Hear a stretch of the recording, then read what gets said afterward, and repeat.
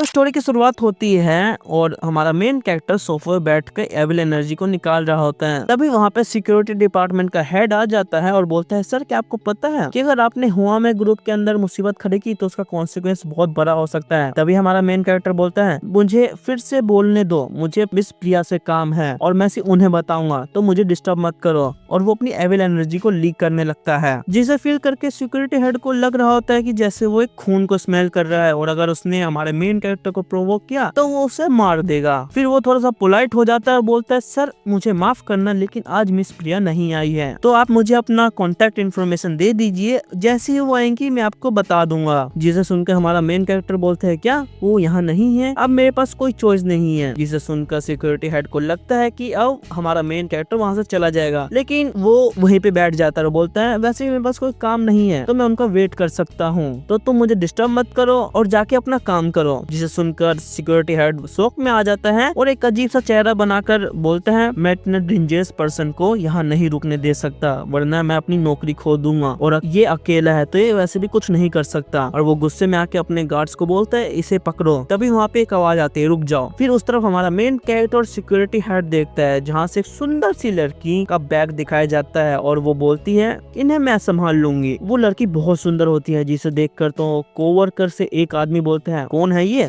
जिसे सुनकर दूसरा आदमी बोलता है, क्या तुम्हें नहीं पता ये कौन है? ये श्रुति है, इस कंपनी की डायरेक्टर। इस कंपनी के अंदर सिर्फ यही है जो प्रिया को ब्यूटी के मामले में टक्कर दे सकती है। वो हमारे मेन कैरेक्टर के पास आती है और अपने आप को इंट्रोड्यूस करती है और बोलती है, मेरा नाम श्रुति कपूर है, मैं आपकी कैसी हेल्प कर सकती हूँ। जैसे ही वो श्रुति कपूर का नाम सुनता है वो खड़ा हो जाता है और मन में सोचता है, क्या? वो मन में सोचता है कि 5 साल पहले बहुत कुछ हुआ था और मैं बहुत लोगों से मिला था, उनमें से एक श्रुति कपूर थी जिसे मैं कभी नहीं भूल सकता था। और फिर हम लोगों को उसका बचपन दिखाया जाता है जहाँ पे वो दोनों क्लासमेट होते हैं, लेकिन जैसे जैसे वो हाई स्कूल में एंटर करते हैं उन दोनों के बीच गैप आ जाता है क्योंकि सोशल लाइफ और सब कुछ उनसे छीन जाता है। और जब मुझे मास्टर ने बचाया तो मैं वापस अपने घर गया था, लेकिन वो मेरा घर सील हो गया था। सब परिवार ने मेरे फैमिली से अपना रिश्ता तोड़ दिया था और जो मेरे फादर ने ग्रुप ढूंढा था वो उनसे छीन लिया गया था। इन सब से लड़के सिर्फ श्रुति थी जिसने मेरे परिवार के लिए टॉम बनाया था माउंटेन्स पे। और आज भी मुझे समझ नहीं आता कि इतनी वीक लड़की कैसे इतना सब कुछ कर सकती है। मुझे लग रहा था कि मैं इसे कभी नहीं मिल पाऊंगा, लेकिन किस्मत तो देखो आज मैं इससे मिल लिया हूँ। और वो ये सब सोचते सोचते श्रुति के बहुत करीब आ जाता है, जिसे देख के श्रुति बोलती है, सर क्या मैं आपकी मदद कर सकती हूँ? आप मुझे बहुत अपसेंट माइंड लग रहे हैं। जिसे सुन के हमारा मेन कैरेक्टर बोलता है, मुझे माफ करना, तुम मुझे मेरे एक पुराने फ्रेंड की याद दिला रही थी। जिसे सुनकर श्रुति हंसते हुए बोलती है, सर आजकल लड़की पटाने के लिए स्टाइल पुराना हो गया है। और वो जाते हुए बोलती है, क्योंकि अब ये जेंटलमैन किसी का वेट कर रहे हैं तो ये यहाँ रुक सकते हैं, लेकिन कोई आवाज मत करना, अब मुझे जाना होगा। जैसे श्रुति वहाँ से जाने लगती है हमारा मेन कैरेक्टर मन में बोलता है, श्रुति पहले से बहुत चेंज हो गई है, उसके संतरे अब बड़े हो गए हैं, लेकिन अब मुझे प्रिया का मैटर साइड में रखना होगा अभी के लिए। फिर सीन शिफ्ट होता है और हमें दिखाया जाता है कि श्रुति अपने कार का गेट ओपन कर रही है और जैसे वो कार को रिवर्स करने के लिए मिरर में उसे एक आदमी की रिफ्लेक्शन दिखती है, जहाँ पे श्रुति तुरंत हैरान हो जाती है और पीछे देखती है और वहाँ पे हमारा मेन कैरेक्टर बैठा होता है और बोलता है, हेलो ब्यूटी। श्रुति हैरान हो जाती है और पूछती है, तुम अंदर कब आए और तुम्हें क्या चाहिए? हमारा मेन कैरेक्टर हंसते हुए बोलता है, मुझे बस लिफ्ट चाहिए। जिसे सुनकर सुंदर सी श्रुति बोलती है, क्या तुम किसी का वेट नहीं कर रहे थे? लेकिन हमारा मेन कैरेक्टर हंसते हुए बोलता है, वो अभी के लिए जरूरी नहीं है, मैं पहले तुम्हारी हेल्प करना चाहता हूँ। जिसे सुनकर श्रुति बोलती है, क्या मैं तुम्हारा नाम जान सकती हूँ? मैं अजनबी लोग को ऐसे लिफ्ट नहीं दे सकती। जिसे सुनकर हमारा मेन कैरेक्टर बोलता है, वेल ठीक ही है। श्रुति का सर काला पड़ गया है और उस पर खूनी हो रहा है। श्रुति बहुत बड़ी मुसीबत में आने वाली है तो हमारे मेन कैरेक्टर को पता चलता है, इसलिए उसे लगता है कि मुझे इसको बचाना ही होगा और फिर वो अपना नाम बताता है, मेरा नाम अभी राजपूत है। फिर सीन शिफ्ट होता है, हमें ड्रैगन लेक होटल पे दिखाया जाता है जहाँ पे अभी और श्रुति एक पार्टी में आए होते हैं। माँ कसम श्रुति इतनी खूबसूरत लग रही होती है ना कि मैं तो भूल ही गया था कि मैं रिकॉर्डिंग कर रहा हूँ। और वेल स्टोरी पे फोकस करते हैं। श्रुति को देखकर सब लोग वैसे ही हालत में आ गए थे जैसा मेरी दिल की हुई थी, जहाँ पर हमें पता चलता है कि श्रुति कभी भी किसी पार्टी में किसी आदमी को लेकर नहीं आई थी, लेकिन बहुत लोग अभीर को मजाक भी उड़ा रहे थे। वो लोग पास ही के टेबल पे बैठ गए थे, लेकिन तुरंत वहाँ पर 3 लोग आ जाते हैं और वो लोग श्रुति को देख के श्रुति को अपने साथ बैठाने के लिए ऑफर दे रहे होते हैं और वो लोग श्रुति को ड्रिंक ऑफर कर रहे होते हैं। लेकिन अभीर बीच में आ जाता है और बोलता है, कैसा रहेगा अगर मैं तुम्हारे साथ ड्रिंक कर लूं? लेकिन बहुत लोग उसका मजाक उड़ाने लगते हैं, पूछते हैं तुम कौन हो, तुम यहाँ पे बिलोंग नहीं करते और तुम्हारी हैसियत नहीं है हमारे साथ ड्रिंक करने के लिए। लेकिन जैसे ही अबीर गुस्सा होने वाला होता है, श्रुति बीच में आ जाती है और बोलती है मैं इनको संभाल सकती हूँ, और वो बहुत प्यार से उन लोगों को देखती है और बोलती है मैं ड्रिंक नहीं कर सकती,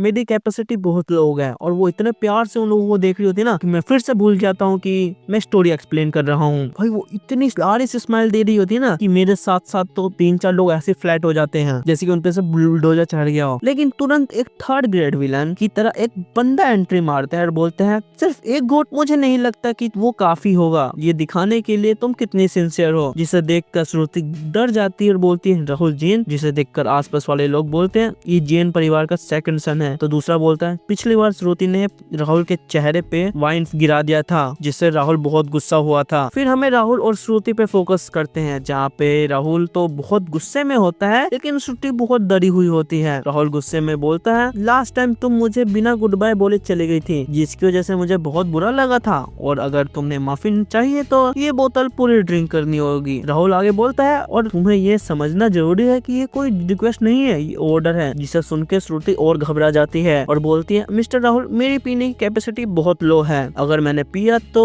मुझे पता है कि मैं दूसरों के लिए मुसीबत खड़ी कर सकती हूँ, लेकिन मैं एक गिलास आपके लिए पी सकती हूँ। तभी श्रुति मन में बोलती है पिछली बार मुझे लगा था कि इसने मेरे ड्रिंक में कुछ मिला दिया है और मेरे इंस्टिंक्ट की वजह से इस आदमी के ऊपर वाइन गिर गया था। लेकिन राहुल रुकता ही नहीं है, वो बंदा श्रुति को और फोर्स करता है जहाँ पर वो बोलता है कि मेरे ड्रिंक को प्रिया भी मना नहीं कर सकती, तो तुम कौन हो। फिर श्रुति मन में सोचती है कि वो एक ऑर्डिनरी फैमिली से बिलोंग करती है जहाँ पे उसने स्टडी को छोड़ दिया था अपने काम के लिए, लेकिन वो इन सेकेंडरी परिवार के लिए सही नहीं है। उसे डर लग रहा था कि कहीं ड्रिंक में वापस कुछ ना मिला हो। लेकिन तभी हमारा मेन कैरेक्टर एंट्री मारता है, वो राहुल की हाथ से वाइन छीन लेता है और उसके सर पे वाइन की बोतल मारता है। जिसके बाद वही सेकंड रिच लोगों की तरह राहुल बोलता है तेरी हिम्मत कैसे हुई कुत्ते मुझे मारने की, तुझे पता है मेरे बाप कौन है और उन्होंने भी आज तक मुझे नहीं मारा है। लेकिन उससे हमारा मेन कैरेक्टर को कुछ फर्क नहीं पड़ता, वो बोलता है ओए हरामी तेरी हिम्मत कैसी हुई बे श्रुति को जबरदस्ती दारू पिलाने की। जिसे सुन के आसपास के लोग रिएक्शन दे रहे होते हैं जैसे कि कोई गलत काम हुआ है, और हमें पता चलता है कि जैन परिवार मुंबई सिटी में सबसे ज्यादा कनेक्शन वाला है। उसके कनेक्शन पॉलिटिशियन से हैं और उसके परिवार का बैकअप एक एंशिएंट वॉरियर करता है। इन सब को देखकर श्रुति बहुत घबरा जाती है और राहुल के पास जाकर मिस्टर राहुल मुझे माफ कर दीजिए, आप मुझे जितनी बोतल वाइन पीने के लिए बोलेंगे मैं पी लूंगी, लेकिन आप मेरे फ्रेंड को प्लीज जाने दीजिए। जिसे सुन के राहुल बहुत गुस्से में आ जाता है और श्रुति को उल्टा सीधा बोलने लगता है। लेकिन हमारा मेन कैरेक्टर अपने पैर से राहुल के अखरोट फोड़ देता है और उसका सर पकड़ के जमीन पे मारने लगता है और बोलता है देखते हैं पहले कौन मरता है तू या मैं। फिर एक आवाज आती है जिसे सुन के हमारा मेन कैरेक्टर रुक जाता है और एक हमें बुढ़ा आदमी दिखाया जाता है जो बोलता है जाने दो इसे। और इसी के साथ ये चैप्टर यहीं खत्म हो जाता है। तुम्हें कैसे लगा मुझे कमेंट में जरूर बताना, और अगर वीडियो अच्छी लग रही है तो एक लाइक जरूर ठोकना, और पार्ट 3 चाहिए तो मुझे कमेंट में जरूर बताना।